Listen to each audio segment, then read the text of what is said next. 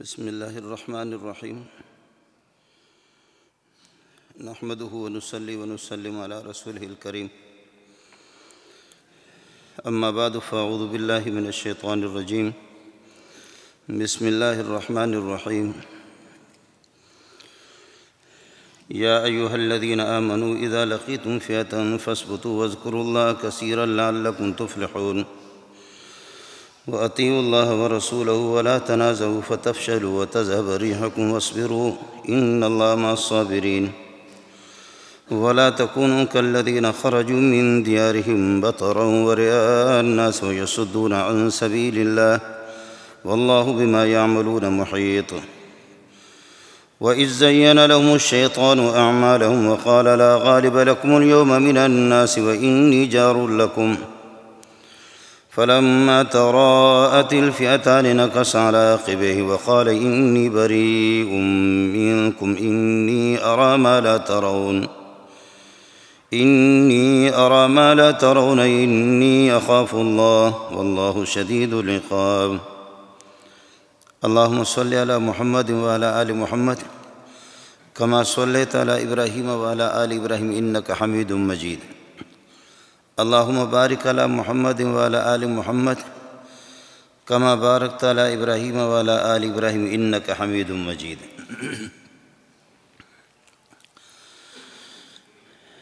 یہ کائنات اور یہ عالم، یہ دنیا جس میں ہم اور آپ بس رہے ہیں اور آنکھیں کھولی ہوئی ہے، حالات آپ کے سامنے ہیں۔ یہ کائنات ازداد کا مجموعہ ہے، ہر چیز کا جوڑ اور ہر چیز کی ایک ضد ہے۔ ایک اللہ ہے جس کی کوئی ضد نہیں ہے، ہر چیز کی ضد موجود ہے دنیا میں۔ رات کی پہچان اگر آپ کو اور مجھے نہیں ہے، رات کی تاریکیوں کا علم اگر مجھے اور آپ کو نہیں ہے، کسی کو سمجھانا ہو تو ان سے یہ کہہ دو کہ دن کی روشنیوں کا آپ کو علم ہے کہ انسان کو دایاں بھی نظر آتا ہے، بایاں نظر آتا ہے، اوپر اور نیچے، درخت اور پانی، انسان اور غیر انسان کا فرق، اس روشنی کی ضمن میں آدمی کر لیتا ہے۔ روشنی کو جو جانتا ہے تو اس کو خود بخود رات کی تاریکیوں کا علم ہو جائے گا۔ ان سے کہو کہ روشنی وہ ہے، دن وہ ہے جس میں سب کچھ نظر آ جائے، اور رات اس کو کہا جاتا ہے کہ جس میں کچھ نظر نہ آ جائے۔ اور اگر وہ رات کو جانتا ہے، دن کو نہیں جانتا، تو کہہ دو کہ رات وہ ہے جس میں سب کچھ نظر آ جائے، دن وہ ہے کہ جس میں کچھ نظر نہ آ جائے۔ دوست کی پہچان دشمن سے، دشمن کی پہچان دوست سے۔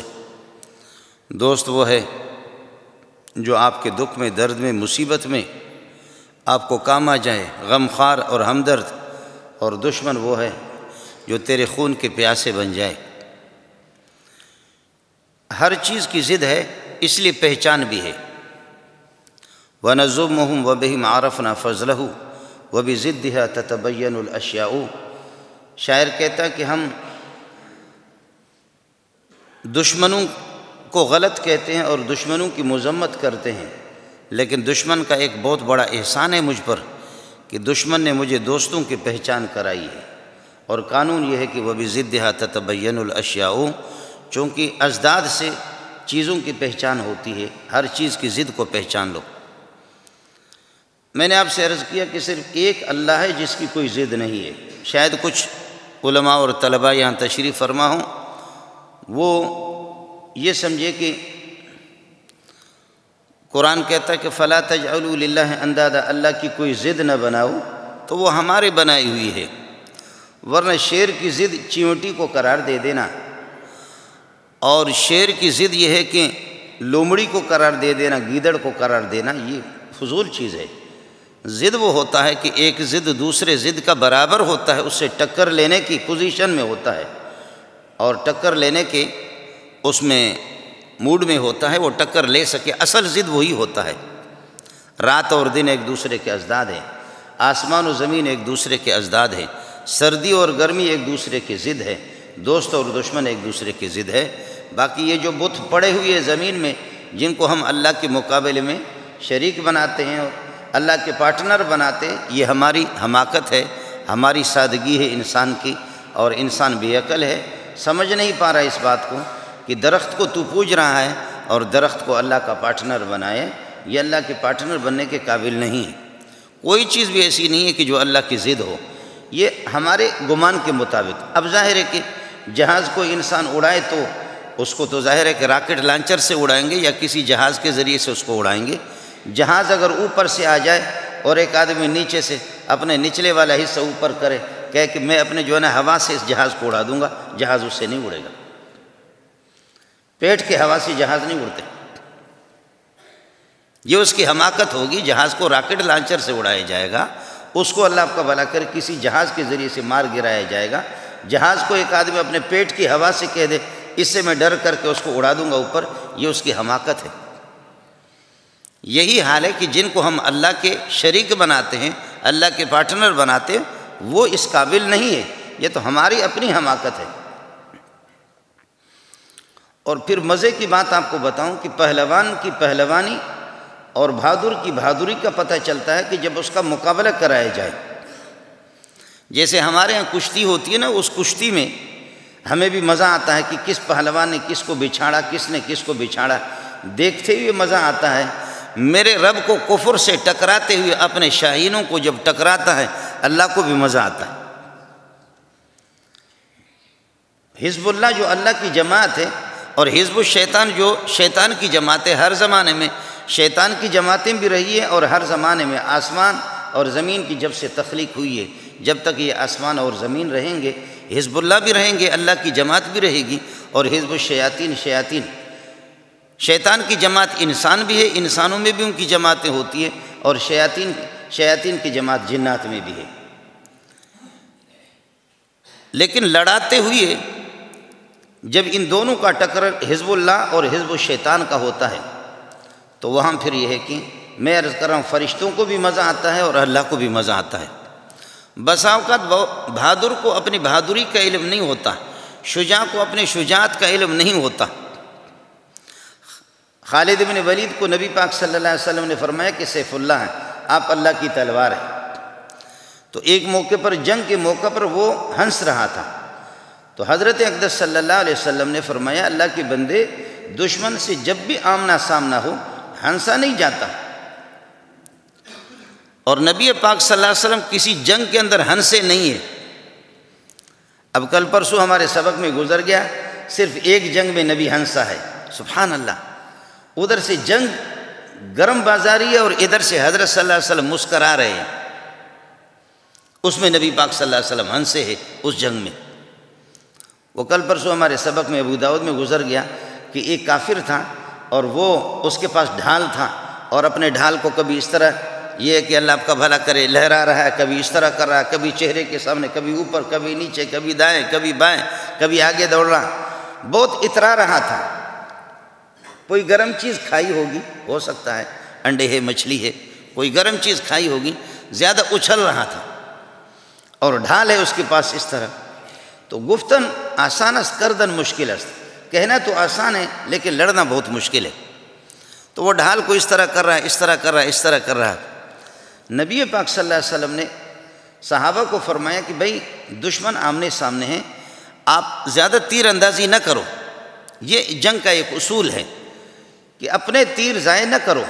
آپ پہلے تیر اندازی دھڑا دھڑ کریں گے اور آپ کے تیر ختم ہو جائیں گے اور آپ کی گولیاں ختم ہو جائیں گے، دشمن جب قریب آئے گا اب وہ برسانا شروع کر دے گا، تو پھر کیا کرو گے؟ آپ کے ہتھیار ختم ہو جائیں گے۔ فرمایا کہ ہتھیار وہ آدمی استعمال کرے تیروں کو جو تیر انداز ہو، جس کا نشانہ کبھی خطا نہ ہو۔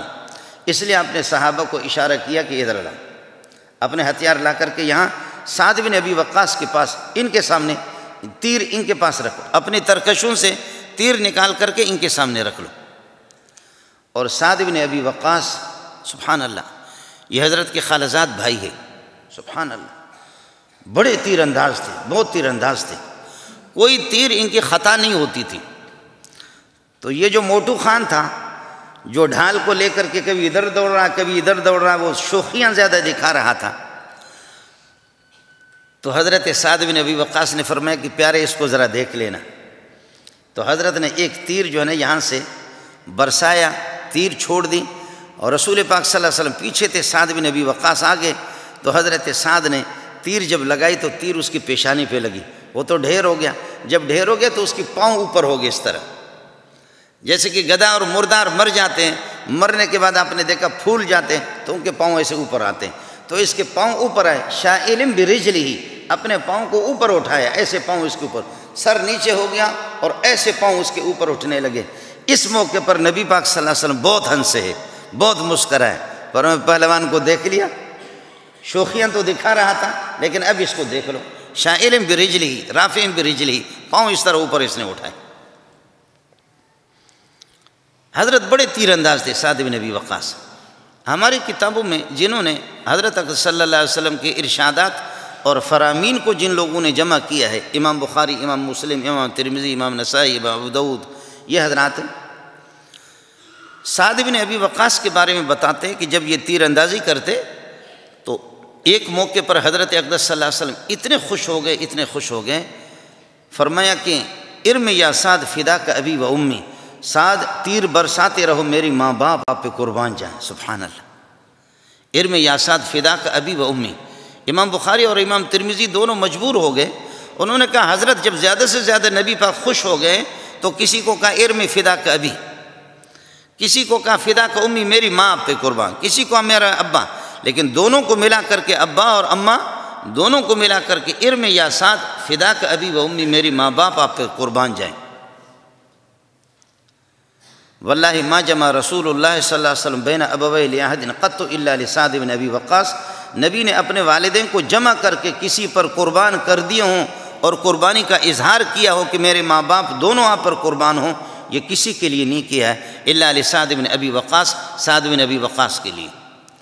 خیر, عرض یہ کر رہا تھا کہ کبھی لڑاتے ہوئی ایمان اور کفر کو اللہ اپنے دوستوں کو اور دشمنوں کو لڑا کر کے اللہ پاک کو بھی مزہ آتا ہے کہ دیکھ لوں کہ کیا ہوتا ہے. پہلوان کو اپنی پہلوانی کا پتہ نہیں ہوتا, شجاع کو اپنی شجاعت کا پتہ نہیں ہوتا. بسا اوقات ایک انسان یہ ہے کہ وہ طاقتور ہوتا ہے لیکن اس کو کوئی پتہ نہیں ہوتا. موسیٰ علیہ السلام وہ صرف ادب سکھانے کے لیے قبطی, فرعونی قبطی اور بنی اسرائیلی موسیٰ علیہ السلام کے گروپ کا آدمی دونوں لڑ پڑے. تو اس نے کیا کیا, اسرائیلی فریاد کرنے لگے کہ اے موسیٰ میں تو تباہ ہو گیا, یہ ہم لوگوں کو جوتے مارتے رہتے, ہم تو ان کے غلام بنے ہوئے ہیں.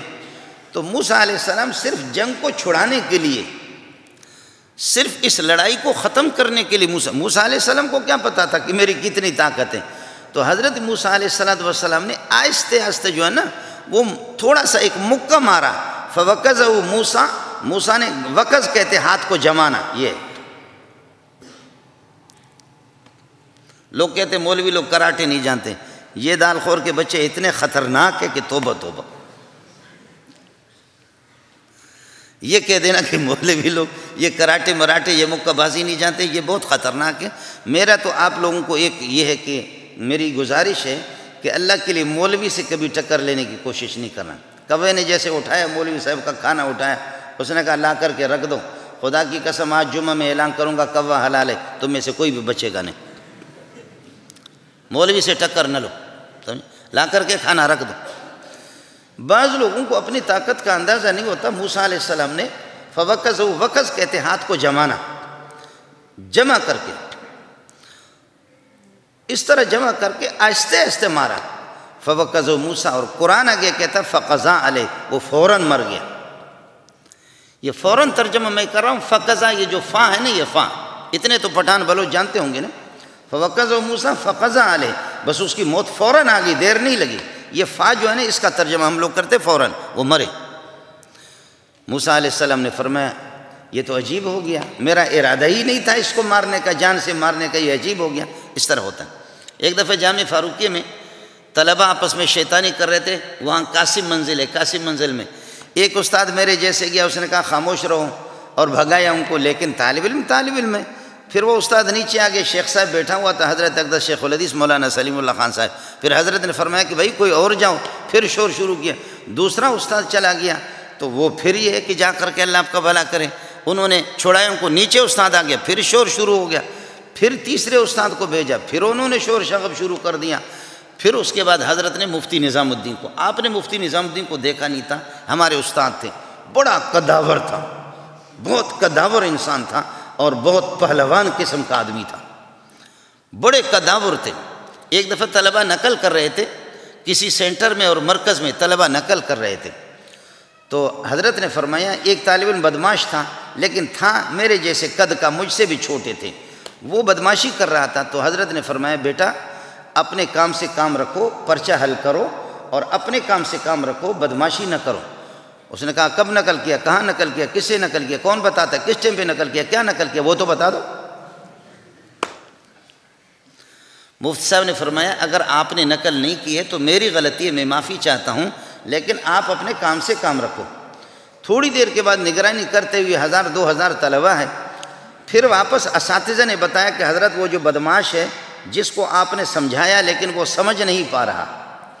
پھر مفتی صاحب آ گئے تو حضرت نے فرمایا کہ بیٹا میں نے آپ سے پہلے کہا تھا کہ نقل نہ کرو، اور آپ بات مان بھی نہیں رہے، سمجھ بھی نہیں رہے، مجھے پھر دوسرے طریقے پہ آپ کو سمجھانا پڑے گا. جو آپ کی اپنی زبان ہے، جو آپ کا اپنا مذہب ہے، اسی طرح مجھے آپ سمجھانا پڑے گا. اس نے کہا کب نقل کیا، کہاں نقل کیا، کس سے نقل کیا، کیا نقل کیا، کون بتاتے، گواہ ہے آپ کے پاس؟ 12 بور کی طرح اس نے کئی جملے نکالے، کب نقل کیا، کہاں نقل کیا، کس سے نقل کیا، کیا نقل کیا، کون بتاتا ہے، کون گواہ ہے، کون شاہد ہے، کس ٹائم پہ نقل کیا. حضرت نے فرمایا اب تیسری مرتبہ میں برداشت نہیں کروں گا. 2 مرتبہ آپ کو بتا دیا، آپ نے نقل نہیں کیا، میری غلطی ہے، میں معافی چاہتا ہوں، میری غلطی ہے، اس کے بعد نقل نہیں کرنا. پھر آدھا پونا گھنٹے کے بعد اساتذہ نے پھر بتایا، نگرانی کرنے والوں نے کہ حضرت یہ بڑا بدماش ہے، یہ باز نہیں آ رہا. مفتی صاحب آئے، فرمایا کہ میں نے آپ کو سمجھایا لیکن تو سمجھ نہیں رہا ہے، تو کیوں نقل کر رہا؟ اس نے کہا کون کہتا نقل کیا؟ تو مفتی صاحب نے یہاں سے پکڑا، ایک ہاتھ سے یہاں سے پکڑا، اس کو اس طرح جو ہے نا وہ فضا کے اندر اس طرح لہرائے اس کو. اب اس کی ٹانگیں اس طرح ہو رہی، نہ زمین پر ہے نہ اوپر ہے، ایسے ایسے کر کے اٹھا کر کے فرش پہ اس کو مارا، ایک لات ماری تو وہ غریب غنودگی طاری ہوگی، بے ہوشی سا ہو گیا. فرمایا کہ آپ کو اپنی طاقت کا اندازہ ہو گیا؟ 1 منٹ تو اس کو اس طرح کھڑا رکھا، اس کے چھوٹے چھوٹے ہاتھ نہ مفتی صاحب کو پہنچ سکتے ہیں نہ کچھ، اس طرح کھڑا کر کے اس کو دے مارا زمین پہ اور لات ماری تو ماشاءاللہ خشوع خضوع کے ساتھ وہ آرام سے سو گئے. اللہ کی رضا کے لیے وہ بہت یہیں پر ہی ہے کہ وہ سو گئے. فرمایا آپ کو اندازہ ہو گیا اپنی طاقت کا کہ آپ کی طاقت کیا ہے، کتنی طاقت ہے آپ کی. میں 20 مرتبہ آپ کو سمجھا چکا ہوں کہ اس طرح نہ کرو، لیکن پھر بھی آپ اسی طریقے پر یہ کہ کر رہے ہیں. بعض لوگوں کو بعض میں کچھ ہوتا نہیں ہے لیکن سمجھتے بہت کچھ اپنے آپ کو، اور بعض میں ہوتا بہت کچھ ہے لیکن وہ سمجھتے نہیں ہیں کہ ہمارے اندر ہے کیا. موسیٰ علیہ السلام کو اپنی طاقت کا اندازہ نہیں. اللہ اکبر. کئی دن کا بھوکا، کئی دن کا پیاسا سفر کرتے کرتے کرتے وَلَمَّا وَرَدَ مَاءَ مَدْيَنَ وَجَدَ عَلَيْهِ أُمَّةً مِّنَ النَّاسِ يَسْقُونَ وَوَجَدَ مِن دُونِهِمُ امْرَأَتَيْنِ تَذُودَانِ. ایک پانی پہ چشمے پہ پہنچا کہ لوگ یہ ہے کہ اپنے بھیڑ بکریوں کو پانی پلا رہے، ان کے مرد طاقتور لوگ وہ پانی پلا کر کے بلکہ کنویں سے نکال کر کے پانی پلا رہے ہیں اور چلے جا رہے ہیں. لیکن یہ کہ 2 بچیاں ہیں، ان کی بکریاں ہیں، وہ اپنے بکریاں ہٹا کر کے ایک جگہ، ایک طرف یہ ہے کہ یہاں وہ بچیاں دونوں انتظار کر رہی ہے، کب سے کھڑی ہے، انتظار میں ہے کہ دوسرے لوگ، ظالم لوگ اپنی بھیڑ بکریوں کو، مال مویشی کو پانی پلا کر کے چلے جائیں گے. ہے چرواہے بکریوں کے، لیکن یہ 2 بچیاں ہیں، کوئی مرد نہیں ہے چرواہا، بچیاں خود چرا رہی ہے بکریوں کو. حضرت کئی دن کے بھوکے، کئی دن کے سفر سے تھکے ہوئے، تو پھر حضرت نے فرمایا قال ما خطبکما، آپ کا کیا مسئلہ ہے، آپ کیوں پانی نہیں پلا رہی؟ قالتا لا نسقی حتی یصدر الرعاء وابونا شیخ کبیر. ہمارا ابا بوڑھا ہے، نبی ہے، سبحان اللہ، حضرت شعیب علیہ السلام، اور کوئی بھائی ہمارا ہے نہیں ہے، کوئی ملازم نہیں ہے، ہم 2 بچیاں بکریاں خود چراتی ہیں. لا نسقی حتی یصدر الرعاء وابونا شیخ کبیر۔ موسیٰ علیہ السلام کو ترس آیا، کئی دن کا سفر میں تھکا ہوا، کس طرح پانی نکال کر کے ان کے مال مویشی کو فوراً پلایا۔ یہ بچیوں نے دیکھا کہ اتنا طاقتور آدمی، اور پھر ان بچیوں میں سے ایک دوڑ ان کی بکریوں کو پانی پلا کر کے ایک سائے میں جا کر کے حضرت موسیٰ علیہ السلام آرام کر رہے ہیں، تھکا ہوا تھا۔ یہ بچیاں دوڑ کر کے ان میں سے ایک حضرت شعیب علیہ السلام کے پاس چلی گئی، ابا جی کے پاس۔ فجاءت احداہما تمشی علی استحیاء، دوڑ کر کے ایک ابا جی کے پاس چلی گئی۔ ابا جی اس قسم کا بندہ ہے، اس نے ہمارے ساتھ یہ کہ نیکی کیے، جاؤ اس کو بلاؤ۔ وہ بچی آ گئی، بلانا حضرت موسیٰ علیہ السلام کو بلایا۔ حضرت موسیٰ علیہ السلام کو کہا آپ آگے ہو جاؤ، میں پیچھے، نبی کی بیٹی ہے، حیا والی بیٹی ہے، آپ آگے ہو جاؤ، میں پیچھے چلتی ہوں۔ سبحان اللہ۔ یہاں لا کر کے جب حضرت موسیٰ علیہ السلام نے بتایا کہ میں نے ایک آدمی کو صرف تھوڑا سا معمولی سا مکہ مارا، وہ مر گیا، اب وہ لوگ میرے پیچھے پڑ گئے، مجھے قتل کریں گے، معمولی سا مکہ میں نے مارا ہے، اور وہ میں نے ارادے سے نہیں مارا ہے، میں صرف اس لیے مکہ مارا تھا، تھپڑ مارا تھا کہ کم از کم یہ آپس میں جنگ ختم ہو جائے، قبطی اور بنی اسرائیلی کی۔ حضرت شعیب علیہ السلام نے فرمایا لا تخف نجوت من القوم الظالمین، اب آپ میرے پاس رہو، لیکن میری بکریاں آپ چراؤ، 8-10 سال آپ چرائیں، میں چاہ رہا ہوں انی ارید ان انکح احدی ابنتی ہاتین، اپنی بچیوں میں سے ایک آپ کو نکاح میں دینا چاہ رہا ہوں۔ اپنی بیٹی کے لیے، اپنی بچی کے لیے خود غیرت مند لوگ جو ہوتے ہیں اپنی بیٹی بہن اور بچی کے لیے خود نکاح تلاش کرتے ہیں، بچیوں کے حوالے نہیں کرتے کہ گلیوں میں پارکوں میں جاؤ تم خود کسی کو پسند کرو۔ ابا کو کہنا پڑتا ہے، بڑے بھائیوں کو کہنا پڑتا ہے، بیٹیوں کا رشتہ والد طے کرتا ہے، بڑے بھائی طے کرتے ہیں۔ یہ نہیں ہوتا کہ بیٹیوں کو اجازت دے دو جا کر کے پارکوں کے اندر، اللہ آپ کا بھلا کریے کہ وہ خود پسند کرے، لو ہم نے تجھے دل دیا ہے کیا یاد کرو گے، اس طریقے پر اپنے پسند سے جا کر کے اللہ آپ کا بھلا کرے، اپنے رشتے منتخب کرے، اس طرح نہیں ہوتا۔ خیر عرض کر رہا تھا کہ بہت سے لوگوں کو اپنی طاقت کا اندازہ نہیں ہوتا۔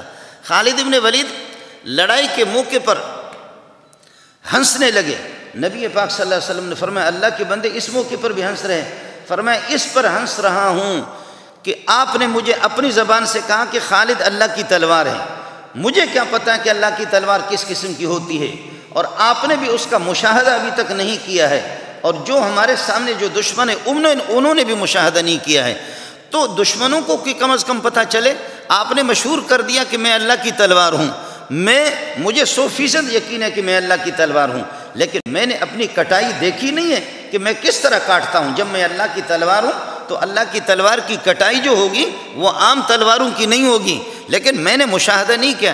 انسان خوگر ہے اور عادی مشاہدہ کا، مشاہدہ کر لیتا تو کر لے، تو مجھے چھوڑ دو تاکہ مجھے بھی اپنی طاقت کا اندازہ ہو جائے، اور مجھے اپنی تیزی کا اندازہ ہو جائے، مجھے اپنے کٹائی کا اندازہ ہو جائے، اور دشمن کو بھی پتہ چلے اللہ کی تلوار کیسے ہوتی ہے۔ اس لیے اللہ کے لیے مہربانی کرو، آج آپ پیچھے ہٹ جاؤ، آج صحابہ کو سب کو پیچھے ہٹا دو، آپ لوگ اکیلے ہیں، آپ ہٹ جاؤ، اور پھر یہ کہ مجھے چھوڑ دو۔ اور کسی نے زہر بھی پلایا، آپ نے پی لیا، کہا کہ آپ کو تو زہر پلایا کچھ بھی نہیں ہے، کہا اور بھی پلا دو، کچھ بھی نہیں ہوگا، اور بھی پلا دو، اللہ کی تلوار کو کوئی توڑ نہیں سکتا۔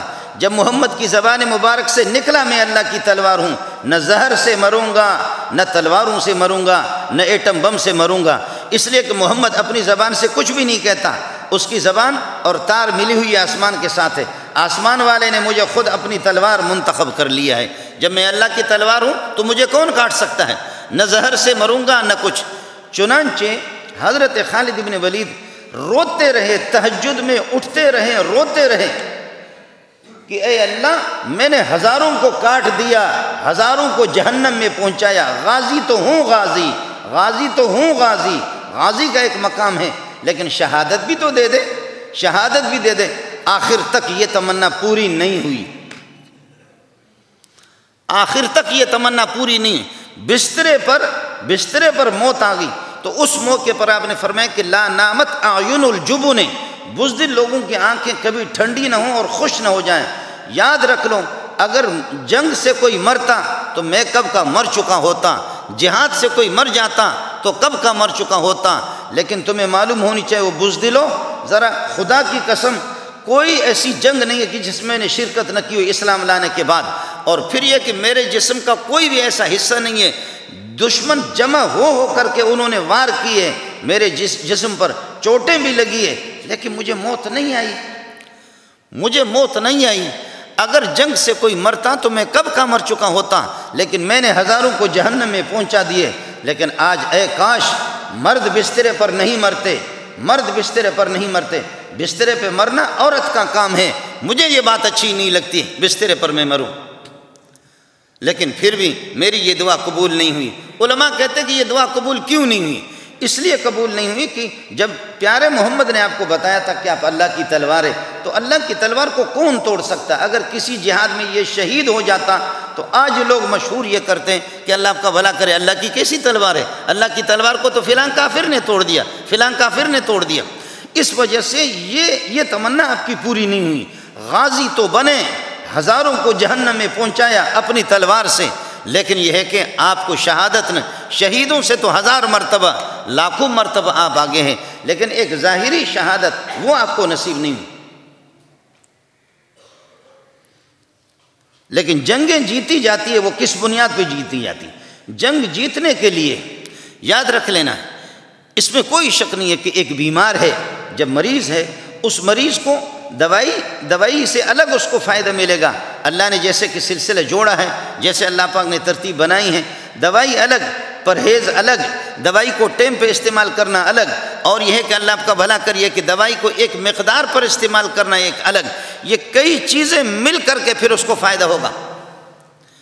جنگیں صرف ہتھیاروں کی بنیاد پر جیتی نہیں جاتی، جنگیں صرف ٹینکوں کی بنیاد پر نہیں جیتی جاتی، جنگیں صرف اللہ آپ کا بھلا کرے F-16 اور اس قسم کے دیگر جہاز اور پروازوں کے ذریعے سے جیتی نہیں جاتی۔ جنگ جیتنے کا جو طریقہ بتایا، یا ایھا الذین آمنوا، اس لمبے چوڑے سینوں کو پہلے ایمان سے بھر دو۔ یا ایھا الذین آمنوا، ایمان والو، اور مومن اس کو کہتے ہیں، مومن اس کو کہتے ہیں جو کچھ میرا نبی لے کر کے آسمان سے آیا، آسمانی پیغامات جتنے بھی آئے ہیں، چاہے وہ قرآن کی شکل میں ہوں، حدیث کی شکل میں ہوں، اس کو دل و جان سے سچا جاننا اور سچا ماننا۔ دین کو ہم تو سچا سمجھتے ہیں، سچا سمجھتے ہیں، جانتے ہو دین کو سچا جانتے ہو تو پھر مانتے کیوں نہیں ہو؟ ایمان صرف سچا جاننے کا نام نہیں ہے، ایمان سچا جاننا اور سچا ماننا۔ پہلی بنیادی چیز جنگ جیتنے کے لیے ضروری ہے، یا ایھا الذین آمنوا۔ ہماری فوجوں کی ایک تاریخ ہے ماشاءاللہ، پاکستان کے آپ نے دیکھا 65 کی جنگ میں بھی اس وقت شاید فوجیوں میں جتنا سلسلہ تھا، جتنے دینداری تھی، آج بھی الحمدللہ بہت ہے، آج بھی بہت ہے، ایک بہت بڑا طبقہ ہے، لیکن کچھ اس قسم کے غافل مغفل بھی ہے۔ بہت بڑا طبقہ ایمان کا ہے، مومنوں کا ہے، لیکن اس وقت زیادہ۔ چنانچہ میں نے بڑوں سے بھی عرض کیا کہ کہتے ہیں کہ جی خودکش حملہ ناجائز ہے، فدائی حملہ ناجائز ہے۔ میں نے کہا پاکستان میں یہاں ان حالات میں ناجائز اور حرام ہے، لیکن جب انڈیا کی جنگ چھڑ جائے گی تو یہ نہ کہو کہ حرام ہے۔ افغانستان میں جائز نہیں بلکہ واجب ہے، پاخانہ کرنا واجب ہے، لیکن مسجد میں حرام ہے، اس کے بغیر گزارا نہیں ہوگا۔ سونا ضروری ہے لیکن مسجد میں ٹھیک نہیں ہے۔ ہر چیز کی ایک جگہ ہوتی ہے، ہر چیز کا ایک موقع ہوتا ہے۔ یہ کہہ دینا کہ جی فدائی حملہ ناجائز ہے، فدائی حملہ ایک ایسا حملہ ہے کہ اس کا توڑ دشمن کے پاس نہیں ہے۔